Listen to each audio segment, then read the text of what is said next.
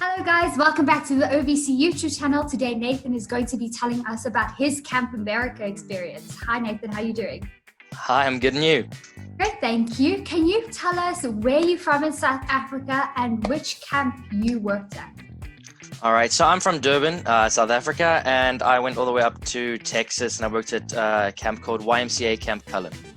Okay, and then what were your duties or responsibilities on this camp? So originally I didn't know it was a bit of a mix-up. So we originally signed up for just pretty much anything, and the camp director originally assigned me up for performing arts because I'm big into performing arts. I do a lot of acting, singing, and dancing. So that was something that I had signed up for, and then we ended up actually becoming a lifeguard. So I'd never been a lifeguard before. I knew I obviously had to swim, but they were like, we need a lifeguard. So would you be able to train as a lifeguard? And I said yes, and I did it, and that's what I did. Okay, that's so cool. And so what did your day-to-day routine normally look like at the camp? I was quite busy, for sure. So most of the days, I think at least 3 times a week, we went to what we called in-service, which is just refreshing up in the lifeguard training. So It was super early in the morning. It was like about 5:30 in the morning to about 6:30. And we had to go get up and get in the freezing cold pool, which was obviously never a nice sign, but it got us up and running for the rest of the day. So that was that. And then we would get back to the dining hall where the rest of our cabins, which we had looked after. So we had kids every week who we had to look after, and we were assigned different cabins. So it ranged from all age groups. And the kids that we were looking after for that week had already been placed into the dining hall, and then we would join them back up for breakfast. Then we would go down after breakfast. We would go down to the waterfront, what they called a little chapel, but it was just like some benches and everything. And we had a little morning show, so it was just some activity, some entertainment for the kids to get them settled in, but also for the people at the lake, where I mostly worked at the lake, was people at the lake to get all the boats up and running and all the water slides going and everything like that. So that was what the morning show consisted of. And then it was into work. So then it was 3 hours of work. So very dependent on where you were situated, but I was a lifeguard. So I was either at the back of a boat watching the kids tube, or I was activating or on the water slide, or I would be out with the sailing boats, or you could just be a general land lifeguard, and there was also a few bit of canoeing and everything like that. So that was for about 3 hours, and then we would go to lunch, and then after lunch we would have a time called siesta. So Texas is super hot, very hot, very quick. So siesta is usually about 12 to 1 o'clock, which is the hottest part of the day in Texas. So we go back to the cabins and we just entertain the kids so they can have their own time. They can either do what they want. If they want to sleep, they can sleep. Otherwise, they can just chill out in the nice cold aircon. And then once that's done, we go back into activities. So how it would work is if the younger kids went to water in the morning, then the older kids would go to water at the afternoon, and then they would switch around. So then we would go back, obviously, to the lake, or you would get switched up to the pool. So you just depended on your schedule. And then we would have another 3 hours of that. And then we would have dinner, and then depending on the day, so every single day was a different thing. So for example, Monday was house games. We all belonged to a house. All the counselors and all the kids belonged to a house. There was 4 different houses. And my house actually ended up winning the summer, so it was pretty impressive. It was the first time we've ever won the summer, and I like to think that it was because of my spirit. But But yeah, so we would either have house games on Monday, or there would be a designated evening program. Or the one nice thing that was really cool is that on, I think it was Thursdays, was cabin night. So the counselors in your cabin, we would all come together during the week and think of an idea based around the theme of the camp. So each week was a theme. And we would come up with an idea for a cabin night to entertain the kids ourselves. So it was really fun. I mean, it ranged from real life fruit ninja, which was a whole bunch of fruit getting chucked, and we would cut them with like bats and smack them with stuff, to like a whole bunch of activities. I think the one time we came up with a real life Jumanji, so they had to navigate through a board, and then they would get like feathers thrown on them and water and flour and stuff. So it was really cool to come up with those ideas. But then that was pretty much a normal day. Then they would go to bed, and then the day starts again. No, that's cool. So yours was not a day camp. There was a sleepover camp. Is that right? So the Yes, kids it would was stay. a day. It was a day and night camp. Correct. Okay. Yeah. So some kids would just come in the day, go home, and then come back, and then others would stay for the month. Well, surprisingly, I don't think I saw anyone or any kids that stayed just during the day and then left that night. So it was usually during a week. So the kids would stay for the week. So they would stay. So they would usually choose what week they wanted based on the theme that they wanted to do. And then they would be there for that whole week, and they would come on the Saturday, or they would arrive on the Sunday, and then they would leave on Saturday morning. So they would stay a week, but there was a few kids that are camp regulars, and so they would stay for about, I think there was one kid that stayed for 6 weeks straight, so he was just loving it. Living the best life. Correct. And yours was a mixed camp. It wasn't all boys or all girls. No, it was girls and boys. Yeah. Okay, nice. So when you first arrived at camp, before the kids started coming, what team building activities did you do with the other camp counselors, and what training did you do beforehand? So it was very fun. Obviously, I was very nervous and very scared when I got there. Yes. I almost missed the bus actually, because I got to the airport, and they had a bus that was circling, because I think there was about 6 or 7 people that we had to pick up during the day.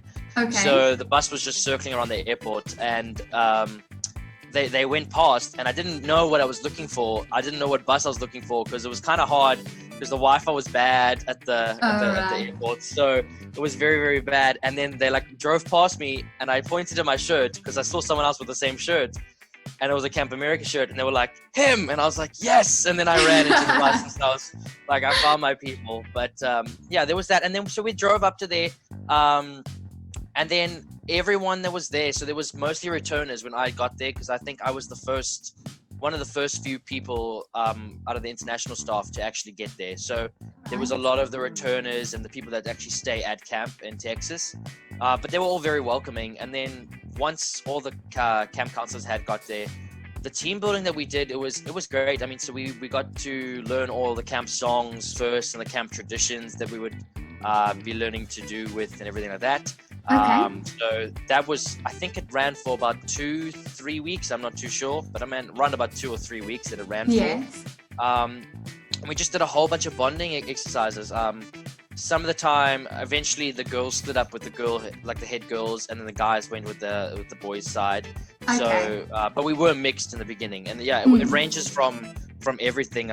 We did a whole bunch of campfire songs, and we did a whole bunch of bonding. But then I do want to say that most of the time it was split up into what you were. So either you were water-based or you were land-based staff. All right. So most of the training was with water-based staff. So all the boat drivers, all the jet ski drivers, and all the lifeguards were together, and then the land were all together. So okay. it was mostly just lifeguard training and everything, but it was really, really fun. Yes. And then where were some of the other camp counselors from, the international staff? Because obviously you had a lot of American staff as well. Yes, we had all over. So we had from Texas, obviously, and then a few from America. We had, I think there was one from Los Angeles, and then we had from Australia, the UK, New Zealand, we had Brazil, we had Portugal, we had Spain. We had, I'm just trying to think. So just a wide variety. There was so many, yeah. Nice. But there was another South African, so I was happy. There was one other South African, and I was so glad to see her. So. Oh, good. And what did you guys all do during your days off, or once the kids were sleeping? What did you do? So, how our days off worked was we had, for our camp especially, we had what was called long night, short night, and then lunch break.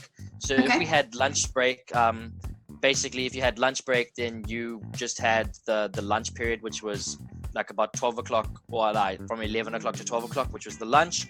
and then 12 o'clock to 1 o'clock, which was that siesta. So we Yes. have that whole time. And most of the time, I think we got super sick of the camp food because we had eaten the camp food for literally days on end. So we went just a little bit outside of the camp. Luckily, there was like a Subway close by and a few fast food places. So we just went and got some stuff there. That was mostly lunch break. And then if you had short night, you didn't really do much, was because short night was from the time the kids went to bed.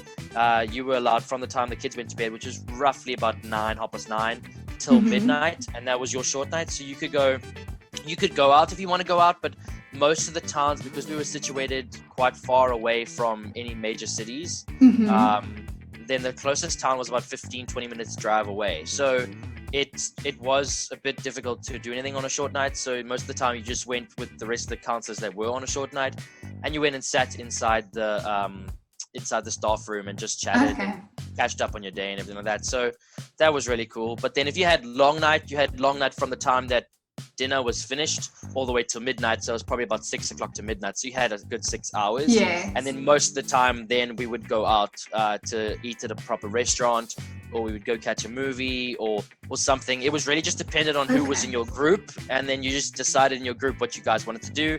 Otherwise you just did your own thing. But awesome. that was in terms of the week. But what we had, which was on Saturday morning, the kids leave. And then some of the kids are called stayover kids. So those are the kids that will do 1 week and then they'll stay over and then they'll come back the second week. So they stay at camp. So we designate like 3 to 5 counselors and they look after the stayover kids. You get a little bit extra added onto your salary for that. Yes. Because no one wants to lose their Saturday. So I did that most of the time, but we did do some days off, and we actually had a really good girl. Her name was Kat, and she was in charge of the programs for the kids at camp, and she had organized a whole bunch of weekends off and what we would do. So we went to a Houston Astros baseball game, and we went to NASA, and we went to a Pride festival, and so we had all these weekends that were planned. We just had to choose which one we wanted to go to. So that was most of the weekends that we did. No, that sounds super cool. And then you mentioned the camp food. What was the camp food and how was it?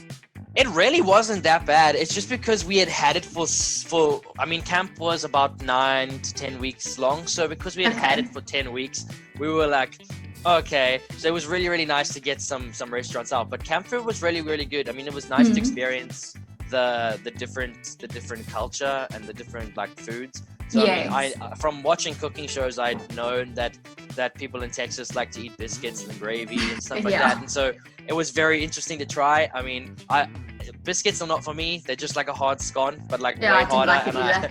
I was like, nah. So that was that. But I mean, most of the time it was suitable for all the kids and the counselors, and they took into consideration everyone's needs. So we had vegans and we had people that were lactose intolerant. So they just had different food. But I mean, roughly through the week, it would range from a whole bunch of like different types of chicken and steak, not steak, but like beef, and then we had pizza and like sloppy joes and a whole bunch of stuff. Like I genuinely can't remember, but there was a wide selection.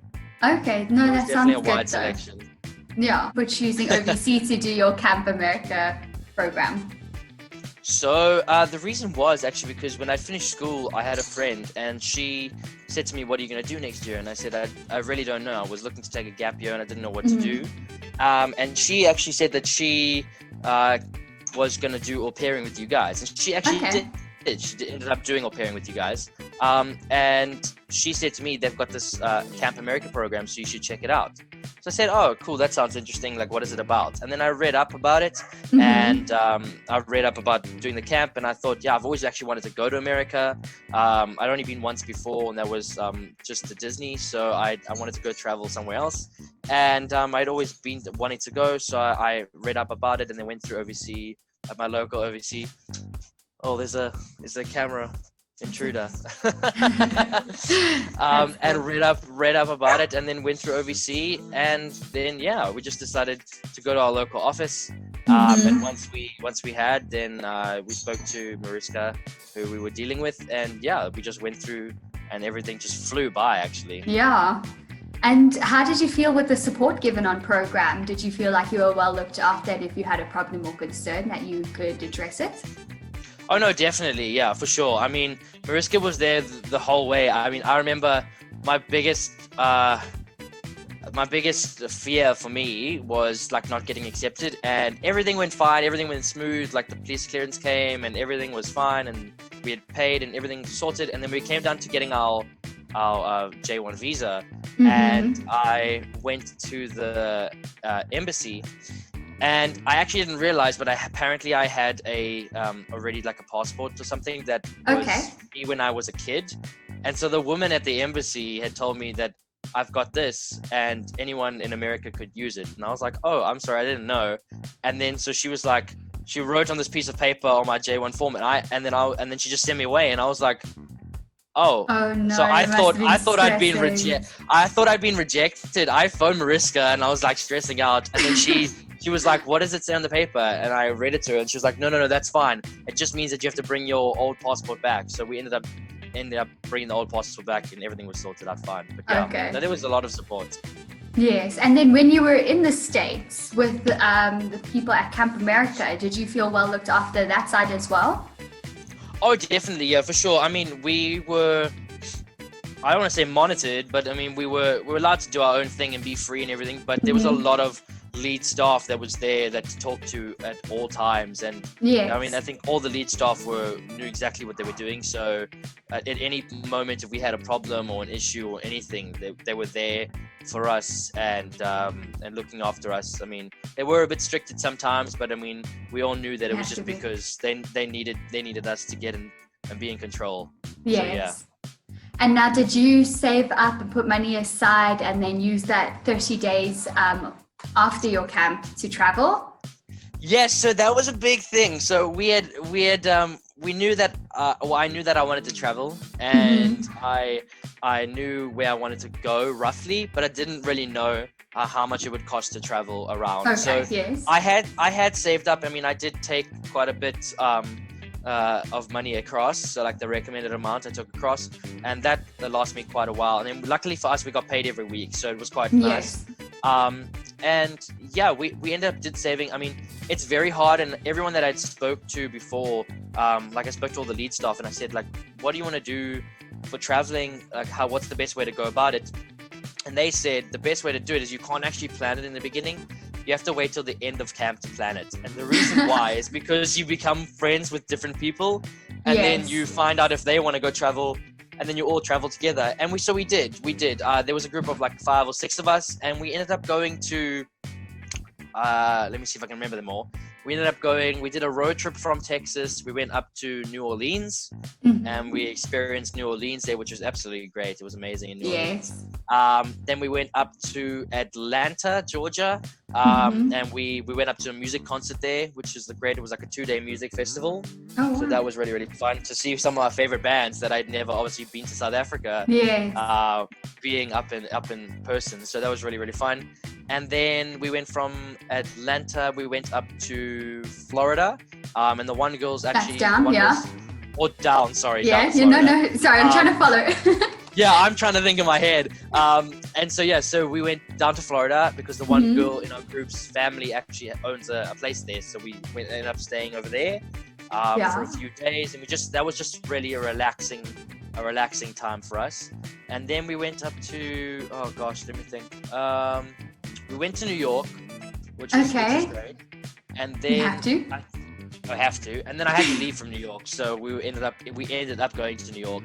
And then they went from New York. I had left them in New York because I had to leave. My time was up. And then they just ended up going up to LA. So the one girl stayed in LA. So they went up to LA for like 3-4 more days, and then they had left. But that wasn't the only travels I did, because it was really, really spontaneous, and I'd always wanted to go, and I'd never been, and I thought, why not? And so during one week, it was end of camp, so there was no more kids, but we had what was called, oh gosh, I'm not going to remember the name of it, but it was it was just when we had families come. So it was just a whole bunch of families, and maybe even like corporate events and people that just came and used our facilities. So we had that, and we could either work that or we didn't have to work that. So the 1 week we weren't working that, we had it's called conference. That's what it's called. Sorry. But the 1 week we weren't working, we got all called. There was about 4 of us, and we got called into one of the staff's meeting rooms, and we were great friends with the head boy, and he played us a PowerPoint, and we were like, "What's going on?" Yeah. And the main point of the PowerPoint was, "Let's go to Vegas," and I was like. Why not? And so we went for the weekend. We flew up to Vegas on the Friday. We came back on the Sunday. And I've always wanted to be to Vegas. So we went up to Vegas and it was great. It was an amazing experience. That's so cool. I love the spontaneous ideas. It was great. They were just like, let's go. And I was like, all right, let's go. Awesome. And last question. Did you experience any homesickness or culture shock while you were on your program? So, I'm not gonna lie. I mean, we're in South Africa, so we experience quite a lot of cultures. I must admit, in South Africa, we've got a lot of cultures. So, it wasn't when I went up there. Like the girl that I got in touch with from South Africa as well. She was so happy to meet another South African, and I was like, yeah. And so we like, if we like made a joke about South Africa that only South African wouldn't understand, then she was there to laugh at it. So, because everyone else looks at you a bit funny, you know, so there was that. But I mean, the cultures that I experienced, I mean, a lot of the cultures were similar to us. So like America and Australia, they're quite similar to us, but the people from Brazil and Spain and Portugal, they were really, really fun to talk to. And so like experience their cultures. Like they cooked us a few dishes from their cultures and everything, and it was great. It was amazing food and everything. So it was really, really fun. I wouldn't say that I experienced a lot of homesickness. I'd been in contact with my parents at least 3 times a week. I'd given them a video call when I had some time off, and we just chatted for about half an hour to an hour just on what was happening up at camp and what I got up to and everything like that. So there wasn't a lot of homesickness because I feel like I was having so much fun. And genuinely the time flew. Like we started the 1 week of camp, and next minute I blinked and camp was finished, and it had been 9 weeks, and I'm 4 months away from home, and I didn't even realize I'd been 4 months away from home. So it was a lot of fun. I didn't experience a lot of homesickness. There was a few people that did experience a lot of homesickness as well, but most of the kids experienced actually a lot of homesickness, and they were not even far from home. And it was just nice to give them a talk to and just let them know, you know, like, we're far from home and this is what we deal with, and like this is how you don't have to worry, like you're here with all your friends, you know, you're having fun, all of that stuff. So I didn't experience a lot of homesickness, but I really don't think that, I mean, I feel like a few people would, but you just have so much fun that you really just forget about where you are, because you honestly, camp just feels like your home. All the people that are there just feel like your family. So that's sweet. So thank you for sharing a bit of your camp experience and taking time out of your morning to chat with me. No worries. To everyone else that's watching, please remember to like the video and subscribe below. Thank you. Bye.